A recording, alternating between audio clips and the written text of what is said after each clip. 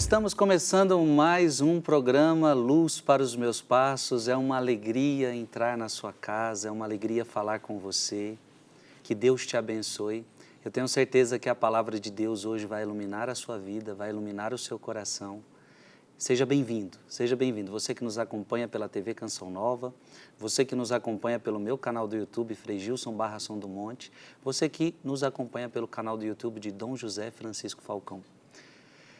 Estamos meditando, estudando o Antigo Testamento neste programa, assuntos maravilhosos, e vamos dar continuidade ao assunto que a gente já começou. Ou seja, estamos falando sobre as prefigurações de Cristo no Antigo Testamento. Cristo já foi prefigurado no Antigo Testamento e nós estamos estudando, começamos a estudar este assunto. Então é muito bom ter você aqui conosco. Antes de tudo, quero já acolher no meio de nós Dom José Falcão, sua bênção, uma alegria estarmos juntos novamente. Deus abençoe sua vida, Frei Gilson, é uma alegria estar aqui. Dom José, que bom estarmos juntos novamente. No programa anterior, nós começamos a falar de Adão, porque Paulo depois vai falar muito disso, né? Jesus é um novo Adão, então eu creio que é por isso que está aqui o Senhor trouxe para nós. É preciso falar também do primeiro Adão. E a passagem que o Senhor leu para nós foi muito interessante no programa passado, Lucas capítulo 3, versículo 23 e versículo 38. Quando Jesus começou o seu ministério, ele tinha cerca de 30 anos e era tido por filho de José, filho de Eli, filho de Matate, filho de Enós, filho de Sete, filho de Adão, filho de Deus. Creio que a gente leu também no programa passado Colossenses capítulo 1, versículo 15, ele é a imagem do Deus invisível, primogênito de toda a criação. Mas eu quero começar esse programa fazendo essa pergunta ao Senhor, filho de Adão. A pergunta é, como que é filho de Adão se Cristo não tem pecado? Todo aquele que é filho de Adão se entende que é o filho que nasce no pecado. Como entender em Cristo essa realidade? Filho de Adão, mas não tem pecado. Filho de Adão segundo a natureza humana. Sim. Só que a pessoa de Jesus é divina. Uhum. E a pessoa divina, quando se encarna, não deixa de ser divina. E em Deus não há pecado. Portanto, verdadeiro Deus e verdadeiro homem. A carta aos Hebreus vai dizer que Jesus Cristo é semelhante a nós em tudo, exceto no pecado. Está respondido. Sim, sim, sim. Muito bom. O senhor quer continuar o assunto? Bem, é um assunto fascinante, estamos apenas no começo. Vossa Reverendíssima pontuou bem e acho que foi o primeiro assunto que tinha que ser tratado. Sim. Porque essa sua ideia genial de voltar os olhares para o Antigo Testamento tem como finalidade exatamente isso.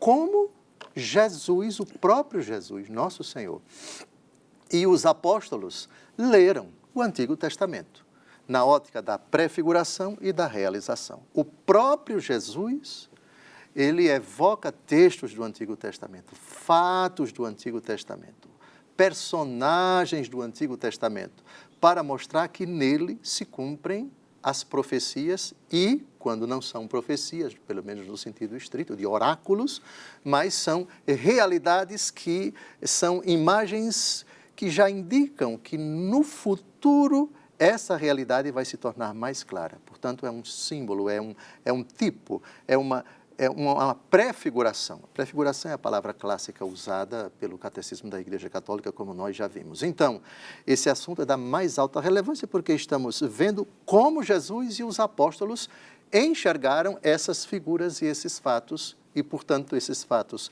como foram vistos por Jesus, como foram vistos pelos apóstolos, são o critério de interpretação de todo o Antigo Testamento. É um assunto importantíssimo. Sim? Maravilhoso. O senhor, na nossa pauta, a gente tem aqui Colossenses capítulo 3, versículo de 8 a 10. O que essa palavra tem a ver com o nosso tema? A expressão que São Paulo utiliza aqui, homem velho. Certo. O homem velho é o homem marcado pelo pecado, marcado pelas concupiscências, marcado pelas tendências desregradas. é o antônimo do homem novo, do homem renovado. Em que sentido Adão aqui aparece? Não Adão antes do pecado, mas Adão após o pecado. Ele e sua companheira e toda a sua descendência, eles são, portanto, estão inseridos nesta ótica de Romanos capítulo 5, versículo 12. Todos pecaram, estão privados da glória de Deus. Romanos 5, versículo 12, assim como pela desobediência de um só homem, o pecado entrou no mundo e pelo pecado a morte, assim todos pecaram. Romanos 5, 12. E Romanos 3, 23, todos pecaram, estão privados da glória de Deus. Pronto, aqui está a radiografia, digamos assim, do homem velho. O homem novo, por antonomasia, é Jesus. Jesus é o homem novo no sentido de, não que ele foi velho e depois se tornou novo, porque Deus é sempre novo. Sim. Ou seja, o verbo se fez carne. Então temos aqui o protótipo de todo homem renovado. Ele se encarna, morre e ressuscita. O seu sangue derramado na cruz, que é o preço do nosso resgate, nos lava e ao nos lavar, nós somos homens novos. Então Jesus é um homem novo no sentido que ele destrói o homem velho que havia em nós. Perfeito. Acabei de falar do sangue que redime, que resgata, que purifica, que transforma o homem. Aliás, não está aqui no texto, mas vossa provocação me obriga a lembrar agora, 1 Coríntios capítulo 6, versículos de 10 a 11. Mas fostes renovados, fostes transformados, fostes justificados. 6. Ele faz uma descrição daqueles pecados que, uma vez cometidos, se você não se arrepender, você não herda o reino dos céus. Não vamos citar esses pecados. Depois vocês vejam aí, mas veja o texto ali, mas alguns de vós fostes assim, mas fostes lavados, fostes renovados, fostes justificados, etc, etc. Eu acertei? Acertou. Versículo 1 Coríntios 6, 11. Leia, por favor. Ao menos alguns de vós têm sido isto. Mas fostes lavados, mas fostes santificados, mas fostes justificados em nome do Senhor Jesus Cristo e pelo Espírito de nosso Deus. Pronto. Então, você vive no pecado. Aí antes tem uma relação, vários pecados. Não é uma relação exaustiva, é apenas indicativa, porque não fala de todos os pecados. São Paulo não pode falar de todos os pecados num texto tão condensado como é a 1 Coríntios. Ele cita apenas alguns. Mas depois ele diz, aqui está o homem velho. A podridão faz da humanidade uma humanidade velha. Mas pelo sangue de Jesus, pela justificação em Jesus, vocês foram renovados, vocês foram transformados, vocês foram santificados. Eu creio que vale a pena, que a gente só citou, mas não leu, né? Para as pessoas que estão nos assistindo, Colossenses capítulo 3, por versículo favor, de 8 a 10. De 8 a 10, que também traz uma relação de alguns pecados. Certo. A 1 Coríntios 6 tem alguns, a Colossenses também. Tem várias passagens da Bíblia, São Paulo sobretudo, onde ele descreve uma relação de pecados. Os pecados, eles estão espalhados em todo o Antigo Testamento. Jesus foi o primeiro que enumerou relação de pecados. Lembra quando ele disse, não é aquilo que entra no homem que o torna impuro, mas aquilo que sai dele. É adultérios, assassinatos, etc. Orgulho. Foi o primeiro que fez uma relação, que também não é exaustiva.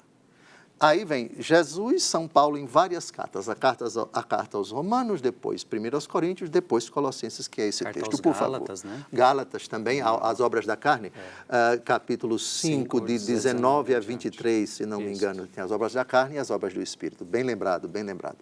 Por favor, Colossenses 3, de 8 a 10. Agora, porém, deixai de lado todas estas coisas, ira, animosidade, maledicência, maldade, palavras torpes da vossa boca. Nem vos enganeis uns aos outros. Vós vos despistes do homem velho com os seus vícios, e vos revestistes do novo, que se vai restaurando constantemente a imagem daquele que o criou, até atingir o perfeito conhecimento. Fantástico. Repare aqui que despir-se do homem velho com os seus vícios, ele aqui é bem claro, não significa voltar a ser o Adão do Antigo Testamento, não. O Adão do Antigo Testamento foi o primeiro feito à imagem e semelhança de Deus. A renovação, o tornar-se homem novo, não é tornar-se parecido com Adão, é tornar-se em Cristo parecido com Cristo. O texto é bastante claro. E vos revestistes do novo, que se vai restaurando constantemente a imagem daquele que o criou, até atingir o perfeito conhecimento. Então, o modelo agora não é mais Adão. O modelo é Jesus. O homem novo é Jesus. Jesus é o novo Adão. Até porque Adão foi criado à imagem e semelhança de Deus. Sim. Então, é um retorno a isto. De fato. Então, nem o paraíso para o qual nós caminhamos vai ser um paraíso aperfeiçoado, melhorado daquele paraíso primeiro, nem o homem novo, já agora, vivendo na graça de Deus, vai ser um Adão aperfeiçoado. Não, o Adão não é mais o critério. O critério é o novo Adão. O Adão que se fez carne. Jesus é o novo Adão. Por isso, a antropologia cristã é muito diferente da antropologia judaica. Sim. O judaísmo olha para o Antigo Testamento e diz, toda é palavra de Deus. O cristão diz, amém, aleluia. Porém, a perfeição é Cristo. O homem novo é Cristo. O homem renovado é Cristo. O homem é lavado pelo sangue de Cristo. E isso tem uma diferença tremenda na espiritualidade dos cristãos. Muito bom. Sim, sim, sim. Vemos também na passagem, em várias passagens do Novo Testamento, Jesus é chamado de o Filho do Homem. Ah, bem lembrado, sim, sim.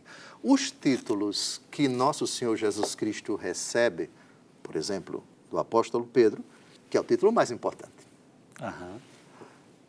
As mulheres e os inimigos também de nosso Senhor chamam nosso Senhor de mestre.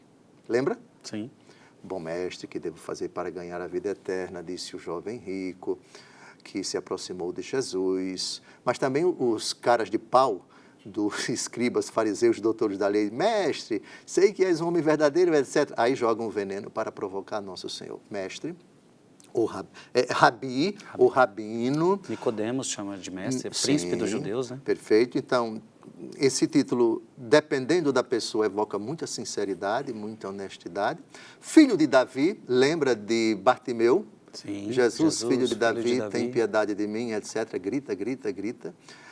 Senhor também é um título que, no sentido pascal, significa o que ressuscitou.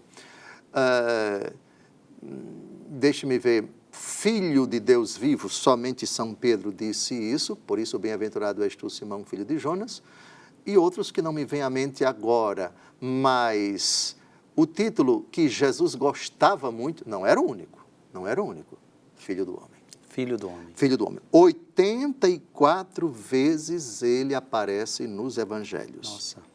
32 vezes em Mateus, 15 vezes em Marcos, 26 em Lucas e 12 vezes em João. Então, 84 vezes é um número considerável. Sim. Jesus gostava muito desse título. O que é que esse título tem a ver com Adão? Tudo. Tudo porque, como nós já vimos em Lucas 3,38, Jesus é filho de Adão. E logo depois, São Lucas diz filho de Deus. É claro que filho de Deus, num sentido amplo, todas as criaturas são.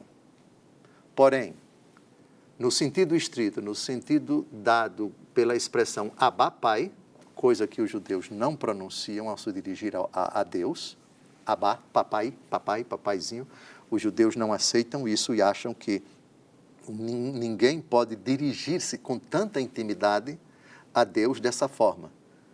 Tanto é que algumas vezes, quando Jesus se identifica como Filho de Deus e Abá, Pai, etc., eles pegam em pedra para apedrejar, tentaram, pelo menos umas 3 vezes, apedrejar Nosso Senhor. Então, Filho do Homem, isso evoca, sobretudo, a humanidade de Jesus. Não é um título reservado a Jesus. Se você fizer uma investigação no Antigo Testamento, você vai encontrar essa expressão atribuída a várias personagens do Antigo Testamento. como, por exemplo, os profetas, como, por exemplo, os reis, ou genericamente dirigido a qualquer judeu, a qualquer figura que pertence a Deus, filho do homem, filho do homem. Mas era um título muito aprazível a Nosso Senhor, pela quantidade de vezes que ele utiliza. Isso evoca a humanidade de Jesus. Então destacando a encarnação do Verbo. Exatamente. João capítulo 1, o Verbo se fez carne e habitou entre nós. Disse bem, citou bem, é o texto principal para fundamentar o porquê, para justificar por que Jesus gostava muito desse título. Isso é de uma importância tremenda, porque no capítulo 25 do Evangelho segundo Mateus, o juízo final, dos versículos 31 a 46, Jesus não vai vir para julgar os vivos e os mortos como Filho de Deus. Vai vir como Filho do Homem. Antes de o senhor falar, me veio isso na cabeça. Eu falei, então vamos ao texto, é somente um versículo. Ele vai vir então como Filho do Homem. Filho do Homem, exatamente. Mateus capítulo 25, 31, 25, versículo 31. Só o versículo 31. Quando o Filho do Homem voltar na sua glória e todos os anjos com ele, se sentará no seu trono glorioso. Veja que beleza, isto é, eu me encarnei, sobretudo para os que estiverem à esquerda, eu me encarnei, assumi a humanidade de vocês, morri por vocês, fui sentenciado por vocês. Nossa. Essa carne aqui, que foi julgada por vocês, que foi flagelada por vocês, é a carne que vai julgar vocês. Está de volta. Não, Jesus não vai dar um murro na mesa, não, por favor. Aqui é teatro de um alagoano, por favor. Entendeu a seriedade? E para não ficar dúvida, é F com maiúsculo e o H maiúsculo. Sim, aqui também. Para não ficar claro que é o Cristo. É verdade. Isto é, e a Escritura diz, e olharão para aqueles que transpassaram. Sim. Ele vai vir como Filho do Homem. Então, a figura de Adão tinha que ser a primeira tratada nesse nosso estudo. Parabéns pela escolha e vamos adiante, Filho do Homem. Agora, só uma pergunta. Quando fala que ele virá como Filho do Homem, quando ele ressuscita, a gente começa a perceber que eles começam a não reconhecer Cristo, ou seja, ele está com um corpo glorioso. Então, os apóstolos não reconhecem, os discípulos de Emaús não reconhecem, algumas pessoas, Maria Madalena demorou a reconhecer, aquela coisa toda. Então, esse Filho do Homem é como se ele voltasse sem esse corpo glorioso, que a gente não, que todos o verão sem dúvida? Bem, aí precisaria fazer uma pergunta, é uma especulação. Quando Jesus ressuscitou, e apareceu às mulheres, depois aos discípulos de Emaús, depois no cenáculo, depois apareceu outras vezes, uma semana com Tomé presente no cenáculo, as aparições no Mar da Galileia, as aparições dele a 500 pessoas, segundo Sim. a numeração, a informação dada pelo apóstolo Paulo. Eu responderia, Frei Gilson, o seguinte: não parece que o corpo de Jesus ressuscitado tenha, mesmo ressuscitado, mesmo glorioso, tenha se manifestado a todos eles da mesma forma como ele, glorioso, se manifestou a Pedro, Tiago e João no monte que a tradição chama de Tabor. Porque se assim fosse, eles teriam dissipado imediatamente as suas dúvidas, mas elas perduraram. E Jesus precisou de 40 dias para dissipar a interrogação deles. Isso quer dizer, parece, aqui é uma opinião minha, parece que Jesus, mesmo ressuscitado, o seu corpo não fulgurou, não se apresentava fulgurante, como se apresentou na tradição, no monte, porque Jesus optou precisamente por isso, para que eles, pela palavra e pelos sentidos, dissipassem essas dúvidas, sem precisar, digamos assim, desses dispositivos extraordinários, como foi o único no monte que a tradição chama de Tabor. E eu explico, porque nosso Senhor optou por isso, justamente pelo que acabou acontecendo na casa de Cleófas. Ele ficou invisível, e também naquilo que ele disse a Tomé: bem-aventurados os que não viram e creram. Isto é como se Jesus dissesse: eu vou me privar de me manifestar para eles, mesmo ressuscitado com toda a glória, porque eu prefiro utilizar os dispositivos que vocês vão utilizar depois que eu me ausentar dos sentidos de vocês. Palavra, o que ele fez com Cleófas e o seu companheiro no caminho. Sacramento, a celebração da Eucaristia quando ele ficou invisível. E também a advertência a Tomé: porque viste e creste, bem-aventurados os que não viram e creram. É a minha opinião. Sim. Porque Jesus ressuscitado não apareceu com toda a sua glória. Mesmo ressuscitado, os apóstolos, aqui é uma opinião minha, os apóstolos viram o que eles viram durante a vida pública de nosso Senhor.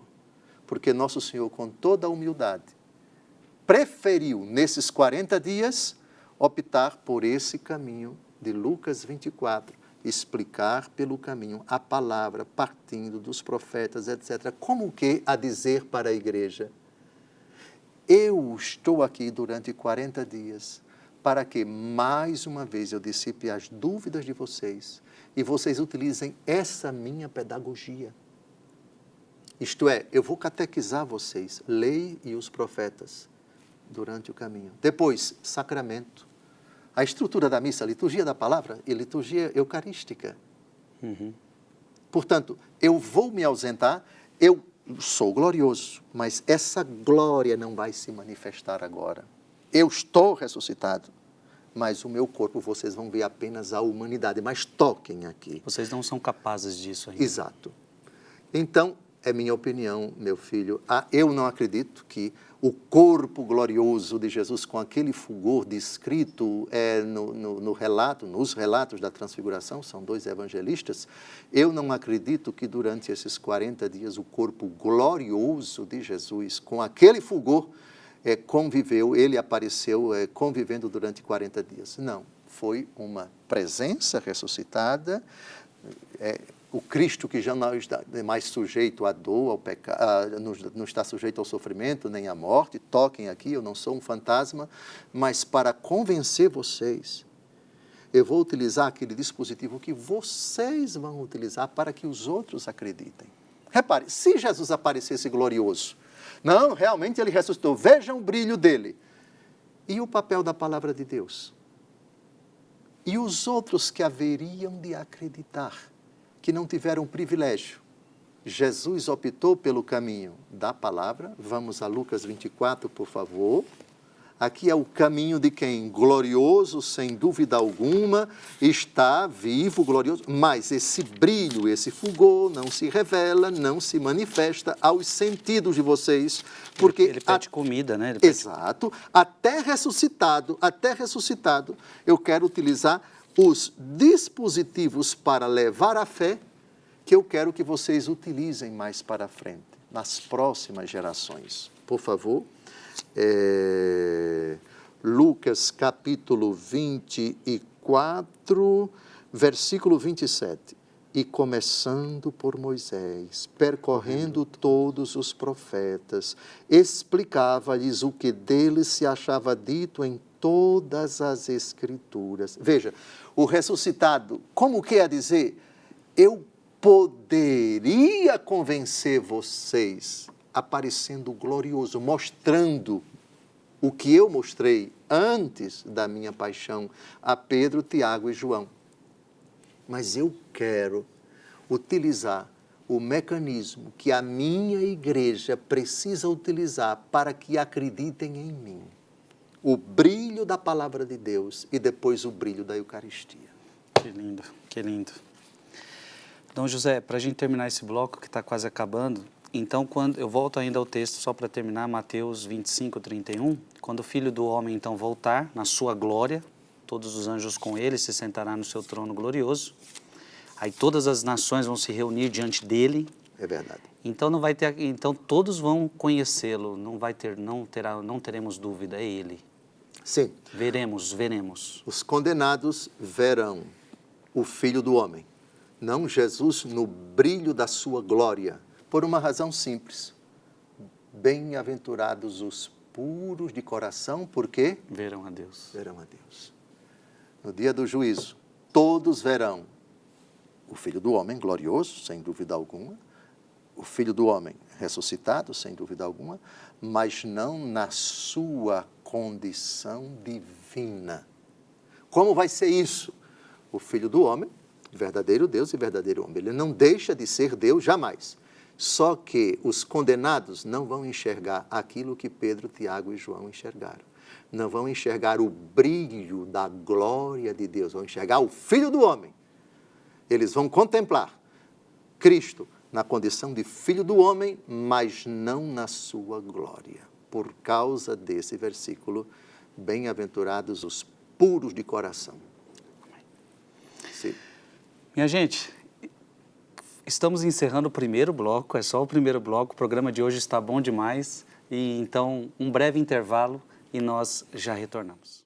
Estamos de volta, programa Luz para os Meus Passos, é muito bom ter você aqui conosco. Estamos meditando sobre Adão, Cristo é o novo Adão, era o que estávamos meditando, filho do homem, filho de Adão, filho de Deus, Cristo prefigurado no Antigo Testamento.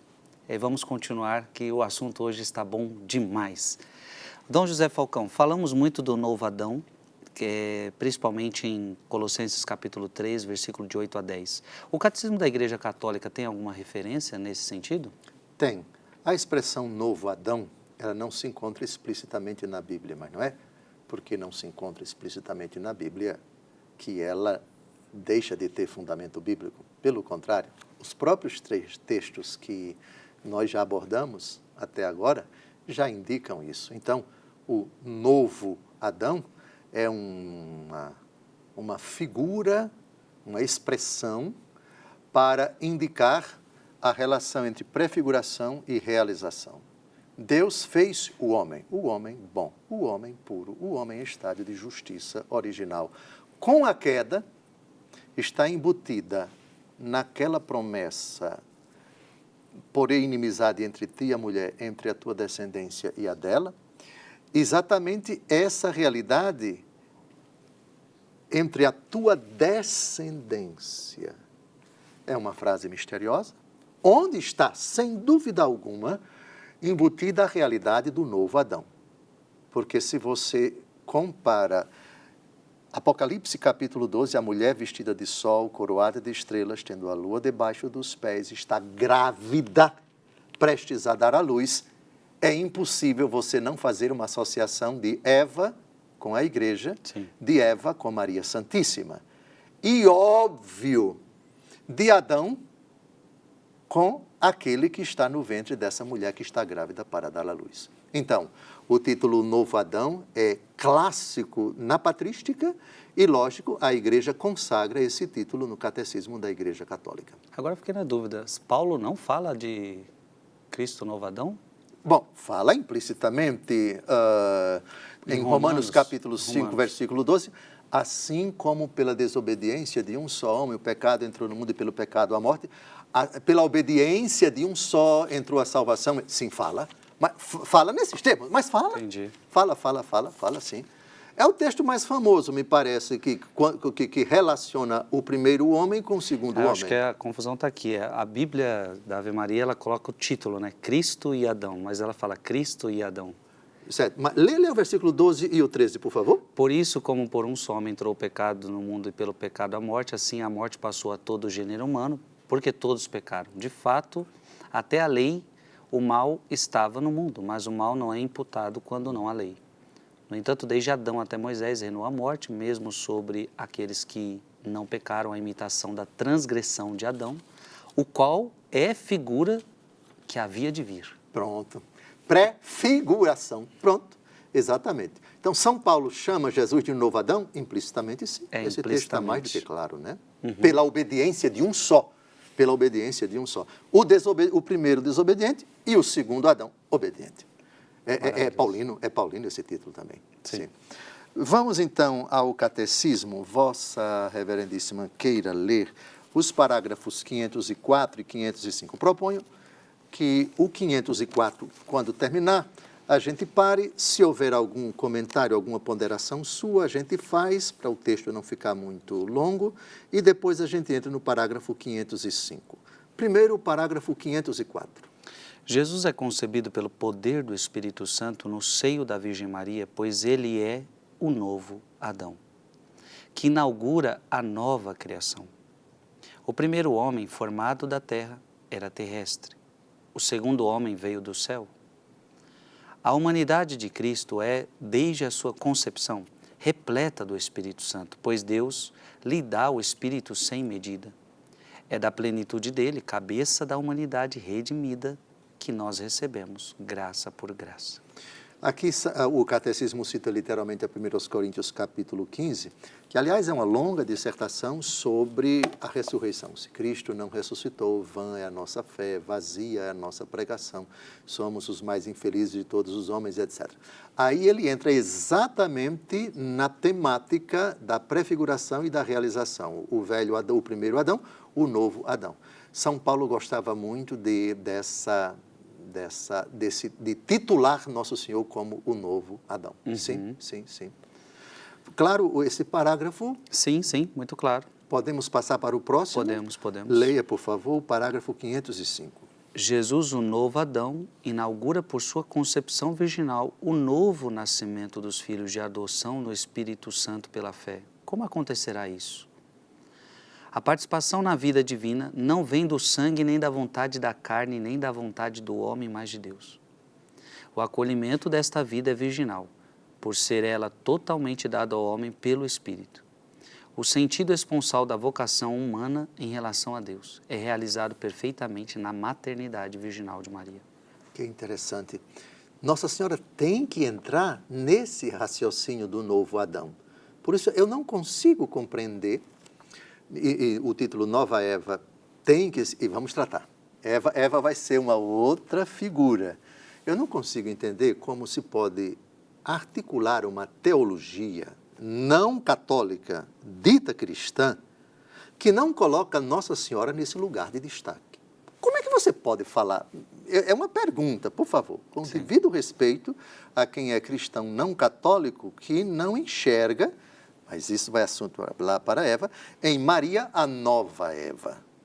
Se você, olhando para os textos de São Paulo, tem que enxergar Jesus como o novo Adão, e você diz que Maria não é a nova Eva, como é que é possível isso? Eu confesso, se alguém um dia quiser me ajudar a compreender, não entra na minha cabeça você colocar o filho da Virgem Maria como o novo Adão e a mãe e não como uma nova Eva.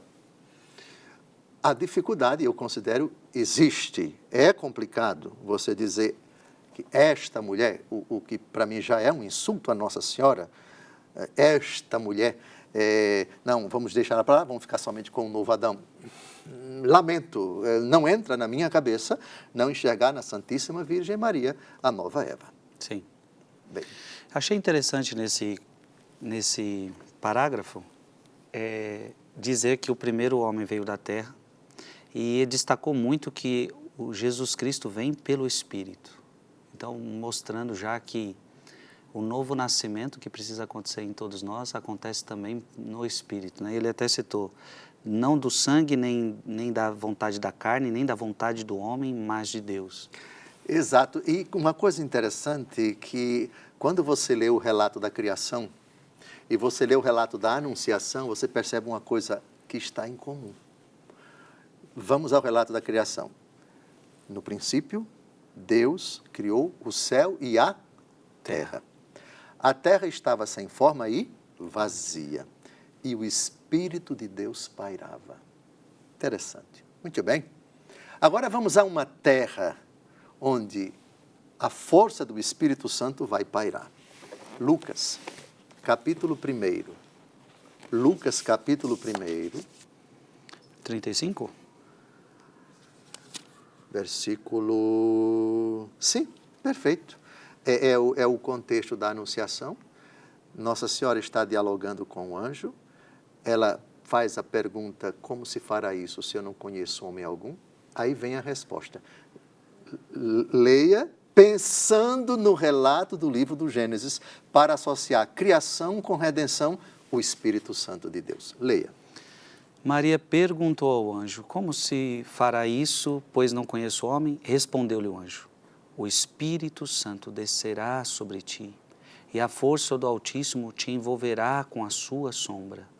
Por isso, o ente santo que nascer de ti será chamado Filho de Deus. O Espírito Santo descerá. O Espírito de Deus pairava sobre as águas. Espírito e Espírito. Não é bonito? Sim, sim. O Espírito Santo como protagonista da criação e o Espírito Santo protagonista da criação que vai ser renovada. A nova criação. Sim. Muito bonito. Sim. Então, o catecismo, a igreja, então, entende Adão, Cristo como novo Adão. Sim.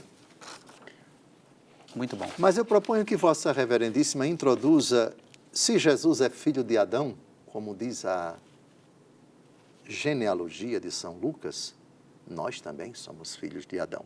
Sim. Por favor. Atos dos Apóstolos, capítulo 17, versículo 26. Aqui saímos da pregação de Nosso Senhor, da temática, que também já citamos os apóstolos, aqui São Paulo, sobretudo. Aqui, Atos 17, me parece, dissipe aí minha dúvida, São Paulo está no Areópago de Atenas, é o discurso dele em Atenas, Isso. né? Leia o versículo 26. Ele fez nascer de um só homem todo o gênero humano para que habitasse sobre toda a face da terra. Fixou aos povos os tempos e os limites da sua habitação. Pronto. Somos todos filhos de Adão. Ele fez nascer de um só homem todo o gênero humano. Então, é correto você dizer que nós somos filhos de Adão. Num sentido, herdamos dos nossos pais essa natureza humana. Ele foi o primeiro. Dele vieram os outros. Acho que já discutimos aqui em outras ocasiões aquela discussão sobre monogenismo e poligenismo, né? Discutimos. E a posição da igreja é exatamente, a igreja se inclina pela visão monogenista, isto é, todos viemos do mesmo pai e da mesma mãe. Porque senão ficaria difícil um texto desse, por exemplo. Né? E vimos, aliás, foi colocação sua de que a hipótese poligenista apresenta várias dificuldades com relação ao dogma do pecado original. Exato. Lembra disso? Que nós já tratamos aqui. Já fizemos 15 programas, se não me engano. O Nicéia me diz, foram 15 programas só sobre o pecado original. Sim, somos filhos de Adão. Se somos filhos de Adão, neste sentido, podemos chamar todos os seres humanos de irmãos. Então, a palavra irmão, ela é ambígua, ela é polissêmica, ela tem vários significados, não é? Na Bíblia. Esse é o primeiro, filhos de Adão. Eu sei que essa é a dúvida de muita gente. E talvez o senhor tenha até já tratado no programas passados, mas eu acho que vale a pena, porque é dúvida de todos, assim, de criança, de adolescentes. Todo mundo faz essa pergunta de cara quando nos referimos que somos filhos, todos somos filhos de Adão.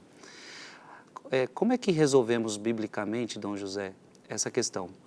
Se somos todos filhos de Adão, então tiveram que ter relações sexuais irmãos com irmãos ali, no começo, para que, então, Eva teve um filho, teve outro filho. Então, para que a humanidade fosse o que é hoje, se todos viemos deles, teve que haver sexo entre irmãos. Deus quis isso? Deus queria isso? Teve que ser assim o começo? Como é que biblicamente se resolve essa questão? Mas isso não é pecado? Bem, o que hoje nós chamamos de sexo entre irmãos tem vários nomes. E um deles, qual é o nome que se dá à promiscuidade entre pessoas do sexo diferente no seio da família, onde o grau de afinidade é muito próximo? Incesto.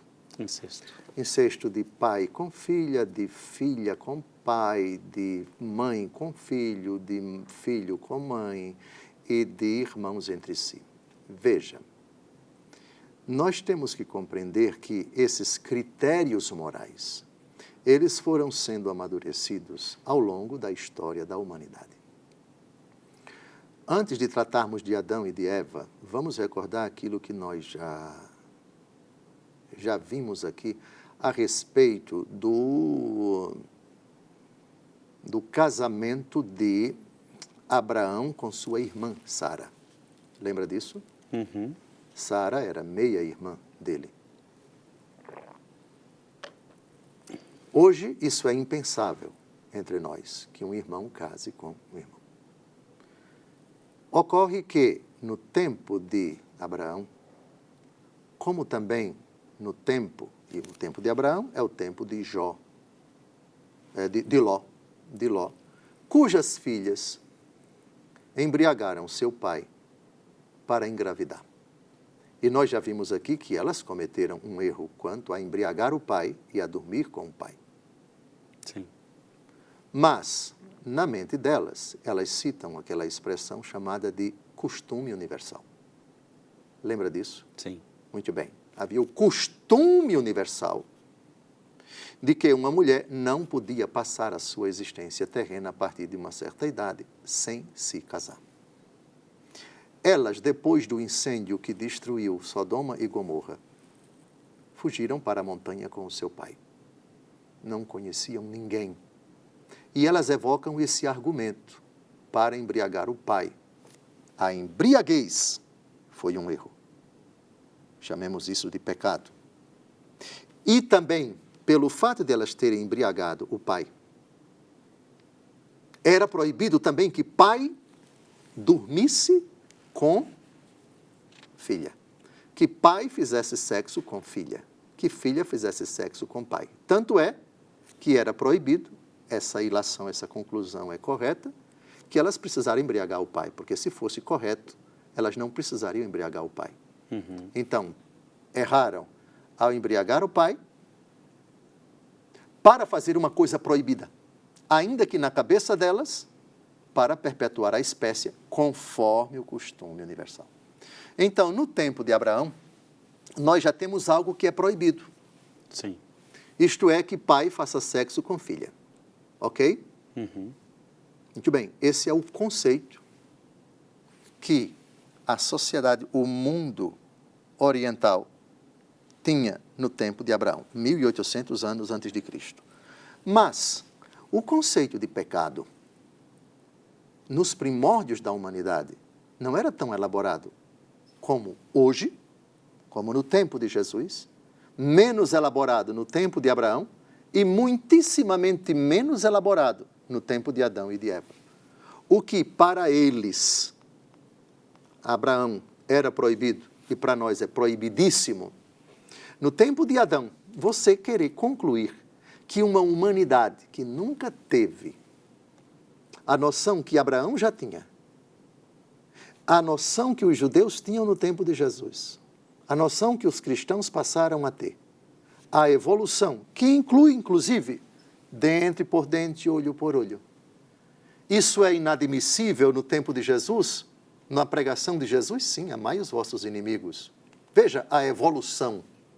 E evolução significa partimos de um estado primitivo até um estado bem elaborado. Correto? Certo. Portanto, aqui vai uma opinião minha.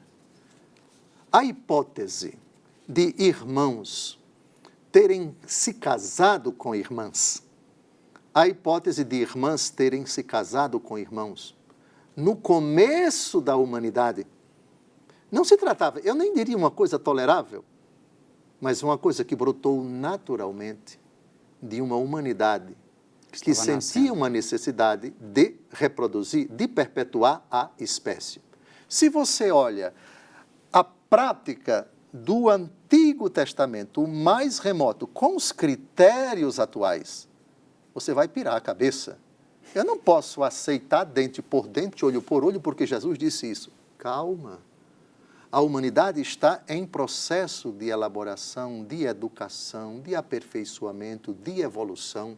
Ainda não chegamos a nosso Senhor Jesus Cristo.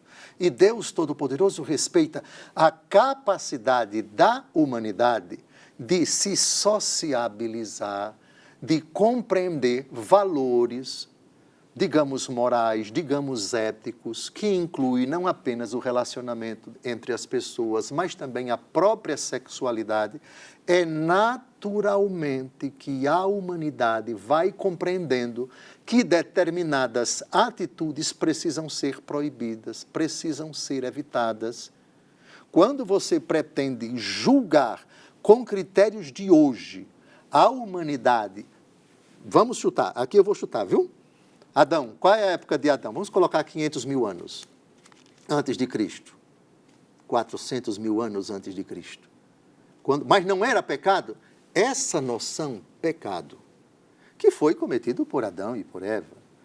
A humanidade passa a ter a convicção de que aquilo que Caim fez com Abel foi um erro. Sim. Mas a palavra pecado, estava muito ainda embrionária, nascente, estava ainda muito tênue, muito vaga da humanidade. Portanto, imaginar que irmãos fizeram sexo com irmãs, os filhos de Adão que se casaram entre si, eles com elas para perpetuar a espécie, por favor, insira essa possibilidade na ótica de uma humanidade que não tem ainda a mínima, ou pelo menos a amadurecida, noção de bem e de mal, de certo e de errado, de permitido e de proibido em âmbito sexual. Uhum.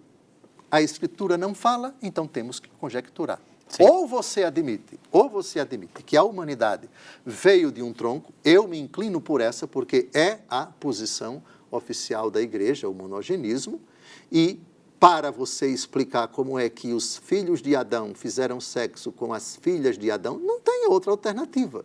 Agora, por outro lado, não emita um juízo com critérios atuais para atitudes tomadas pela humanidade no começo da história, onde as noções de certo e de errado, de limite entre até aqui você pode, até aqui você não pode, de proibição, em termos de família, em termos de sociedade, em termos disso e daquilo outro, as convenções que passam depois a se impor na sociedade e na consciência das pessoas. Tudo isso a gente tem que ponderar. O que eu estou percebendo da explicação do senhor é o seguinte, Deus disse para Adão e Eva, crescer e multiplicar-vos, era uma ordem. E como, não tinha outro jeito. Pelo que eu estou vendo o senhor explicar, como é que eles iam se multiplicar se não fosse assim, pelo menos no início? E depois, Deus, pouco a pouco, iria ensinando eles. O que me parece também, Dom José, é por conta do pecado, isso se tornou mais difícil, né? Por exemplo, se eles estivessem na graça de Deus, tivessem filhos na graça de Deus, talvez seria um processo mais, diríamos, mais fácil, conforme Deus de fato queria. Agora, parece que o pecado, quando entra, parece que tornou mais difícil de Deus ensinar a humanidade o jeito certo. Concordo. Mas sim, não teria outro jeito de a gente estar aqui se não começasse daquele jeito, né? Sim, exatamente. Eu apelaria para essa possibilidade de irmãos terem se casado com irmãs, os filhos de Adão. Adão teve filhos e filhas, certo? Se eles foram os primeiros, não tem outra forma de você explicar com Romanos capítulo 2. Por favor, é o texto que fala dos critérios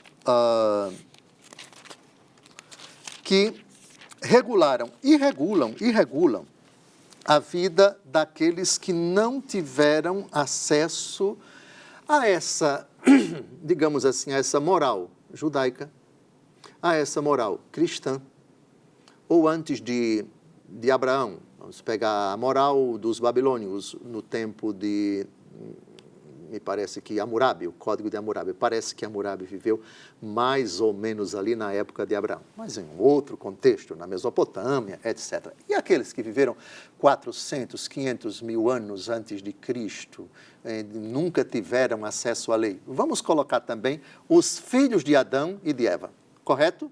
Que nunca ouviram falar da lei, que nunca ouviram falar de mandamentos, que nunca ouviram falar de impedimentos, dirimentes, de incesto. Essa categoria incesto, se fizermos uma investigação na história, é uma categoria que não aparece a partir de determinados séculos. Lá para trás, não existia esse conceito. Por favor, versículos de 12 a 13. Romanos 2, de 12 a 13. De 12 a 14. Todos os que sem a lei pecaram sem a aplicação da lei perecerão. E quantos pecaram sob o regime da lei, pela lei serão julgados. Porque diante de Deus não são justos os que ouvem a lei, mas serão tidos por justos os que praticam a lei. Os pagãos que não têm a lei, fazendo naturalmente as coisas que são da lei, embora não tenham a lei, a si mesmos servem de lei. Eles mostram que o objeto da lei está gravado nos corações, dando-lhes testemunho à sua consciência, bem como seus raciocínios, com os quais se acusam ou se excusam mutuamente. Pronto, não tinham lei, então é a consciência deles. Qual era a consciência que a humanidade no tempo de Adão tinha de certo e de errado, de permitido ou de proibido? Então, isso vai naturalmente evoluindo na história.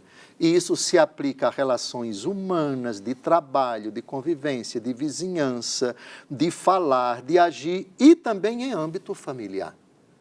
Então, querer emitir um juízo de condenação e dizer que Deus fez uma humanidade para pecar, isto é, crescer e multiplicar, ou seja, vocês vão ter que pecar. Você está blasfemando contra Deus. Porém, eles se acusam ou se excusam. Não há outra alternativa, não há outra forma de se perpetuar a espécie senão esta. Porém, esse conceito, ainda bastante incipiente na consciência da humanidade, ele vai evoluindo mais para frente, até que se chegue àquela proibição de você não pode dormir com a irmã, não pode dormir com o pai, não pode dormir com a mãe, como está no livro do Levítico. Muito bom, eu creio que o senhor tirou a dúvida de muita gente, por mais que fique na nossa cabeça ainda, mas como isso, mas como aquilo, mas eu acho que ficou muito claro. Como que estaríamos aqui hoje se são os primeiros pais? Foi uma questão que sem isto não estaríamos aqui. Somos todos filhos de Adão. Eu creio que ficou muito claro. Foi muito bom ter você aqui hoje com a gente e nos encontramos na semana que vem, se Deus quiser. Vamos pedir a bênção de Deus. Abençoe-vos Deus Todo-Poderoso, Pai e Filho e Espírito Santo. Amém.